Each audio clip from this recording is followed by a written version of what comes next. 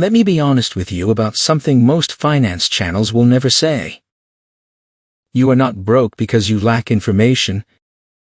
You have watched hundreds of videos. You know what compound interest is. You've heard, invest early, spend less. You probably know the 50-30-20 rule. You have consumed enough financial advice to fill a library. And yet the number in your bank account hasn't moved the way you wanted it to.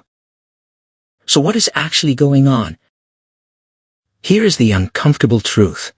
The gap between where you are and where you want to be is not a knowledge gap. It is a behavior gap. And that gap is filled with 7 habits so boring, so unglamorous, so deeply unsexy, that most people scroll past them looking for something that feels more exciting. But those 7 habits? They are the exact daily rituals separating someone with a basic savings account from someone with a compounding financial empire. Not luck, not a viral crypto trade, not inheritance. 7 boring habits done consistently, day after day, while everyone else is looking for a shortcut. Stay with me because habit number 4 is the one that will genuinely disturb you. Most people are doing the exact opposite of it, and they don't even realize it. Habit 1: manual expense, tracking the habit that feels like punishment. Every financial advisor in the world will tell you to track your expenses, and almost nobody does it. Not because they don't know they should, because it feels terrible.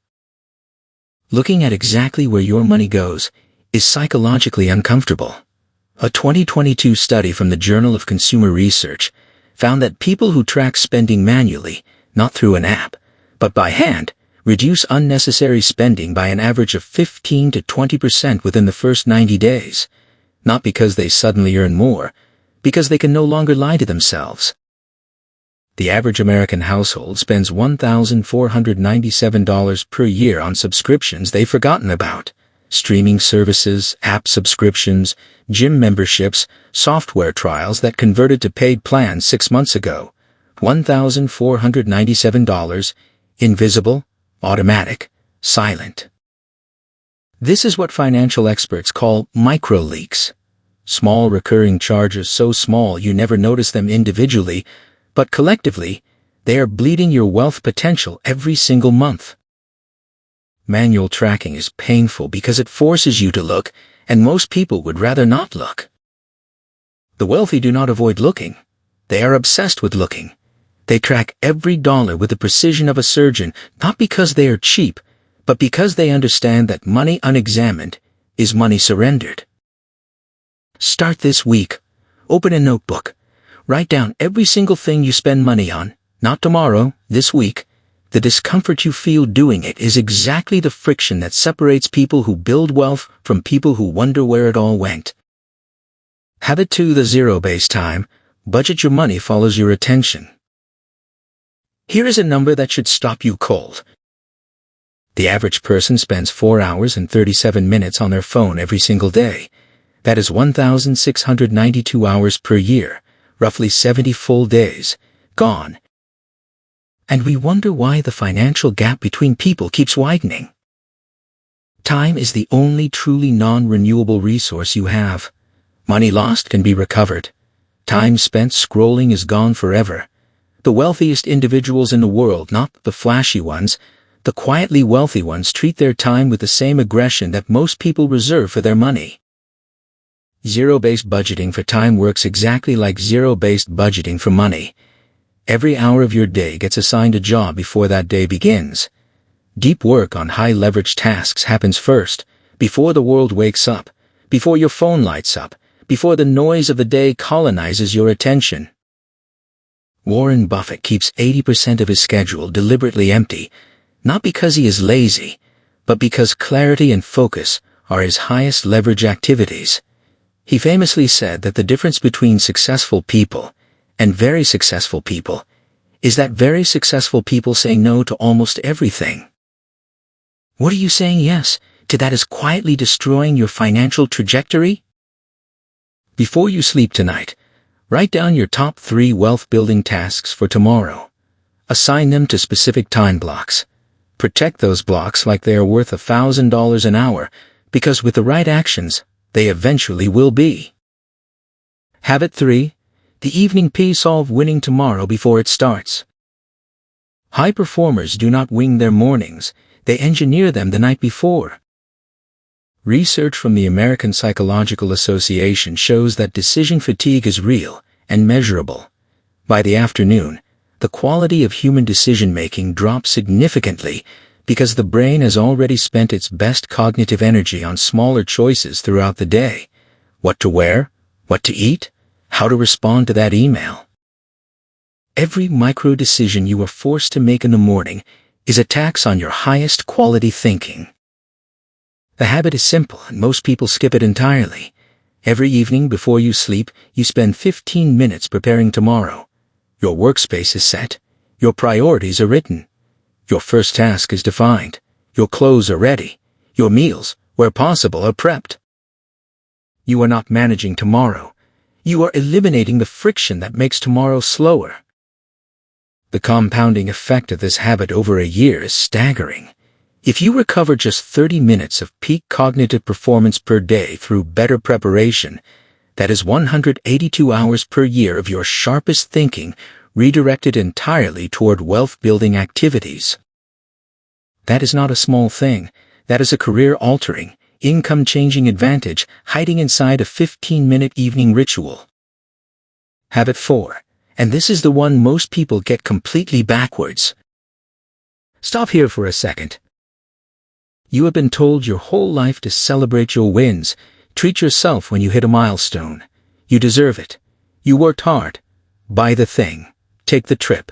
Upgrade the apartment.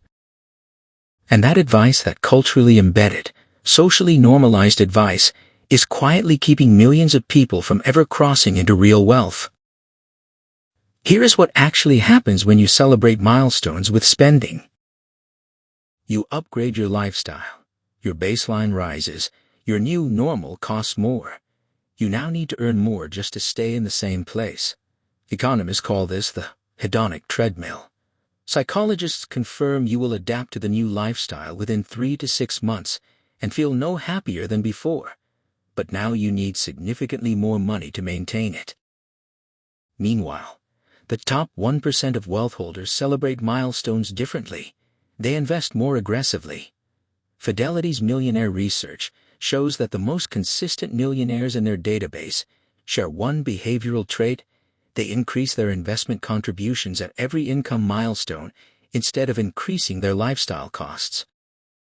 They experience the achievement, and then they weaponize it. The next time you hit a financial goal, a raise, a bonus, a successful month, before you spend a single dollar celebrating, increase your automatic investment contribution first, even by 2%, even by 1%.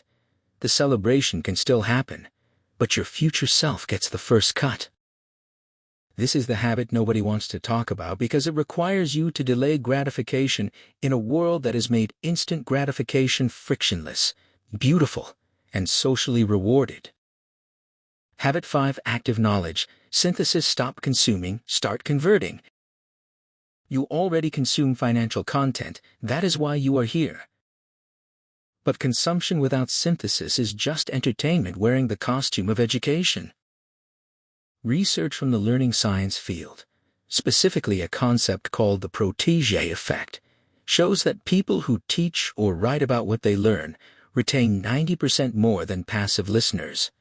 The act of synthesizing, pulling out what actually matters, writing it in your own words, connecting it to your own situation, is where real learning converts into real behavioral change. The habit is this: every piece of financial content you consume, every video, every article, every podcast, you extract exactly 3 actionable takeaways and write them down. Not a summary, not notes. 3 things you will do differently. This single shift transforms you from someone who is educated about wealth into someone who is building it. Those are 2 very different people with 2 very different bank accounts. Habit 6. The mentor proximity rule, the network that actually pays. In 1993, researchers studying expert performance introduced the concept that would later be popularized as the 10,000-hour rule. But buried in that same research was a finding that receives far less attention. The quality of the environment and the people surrounding the learner was just as predictive of elite performance as the hours spent practicing. You are the average of the 5 people you spend the most time with.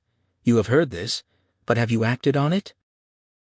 Not in a shallow transactional networking way, in a genuine deliberate way, where you actively seek relationships with people who are 2 financial levels above where you currently are, people whose problems you want to have, whose decisions you want to be forced to make. The habit is a daily one. Spend time real-time in environments, communities, conversations, and content ecosystems where people at the next level of wealth operate. LinkedIn, industry groups, masterminds, even comment sections of the right channels. Because your financial ceiling is almost always a reflection of your social environment. Raise the environment, the ceiling rises with it. Habit 7. The Sunday Audit, the 1 hour that compounds all the others. Every Sunday, the most quietly wealthy people in the world do something that looks completely unremarkable from the outside. They sit down alone, no phone, no distractions, and they audit the week that just ended against the decade they are building toward. Not the month, not the year, the decade. They ask themselves 5 questions. Did my actions this week move me closer to my 10-year financial targets? Where did I leak time, money, or energy? What decision did I make this week that my future self will regret? What did I avoid that I need to confront? And what is the single highest leverage action I can take next week? This is not journaling. This is not meditation. This is strategic self-accountability with a 10-year time horizon. A Vanguard study found that investors who regularly review and realign their portfolios with long-term goals outperform investors who don't by an average of 1.5 to 2% annually. Over 20 years, that gap compounds into hundreds of thousands of dollars from one habit. The Sunday Audit works the same way for your behavior. Consistent weekly review and realignment compounds over years into a life that looks radically different from someone who only ever lived week to week. The truth nobody wants to hear at the end. Here's what all 7 of these habits have in common. None of them are exciting. None of them will get you likes on Instagram. None of them feel powerful in the moment. They feel like friction.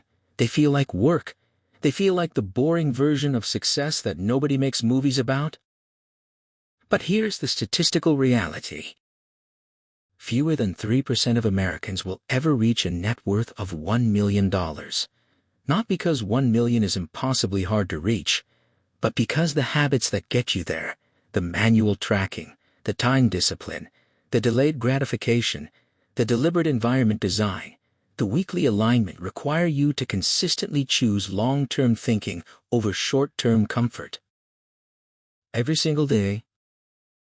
When you are tired, when you are frustrated, when everyone around you is celebrating something shiny and new that you cannot afford because you chose to invest instead. The person reading their net worth statement 10 years from now, the one who feels genuinely free, is not the person who found the best investment tip. It is the person who did the boring things every single day when doing them felt pointless. That person can be you. But only if you decide right now, not someday, that unglamorous and consistent beats exciting and irregular every single time. The question is never whether these habits work. The question is whether you will.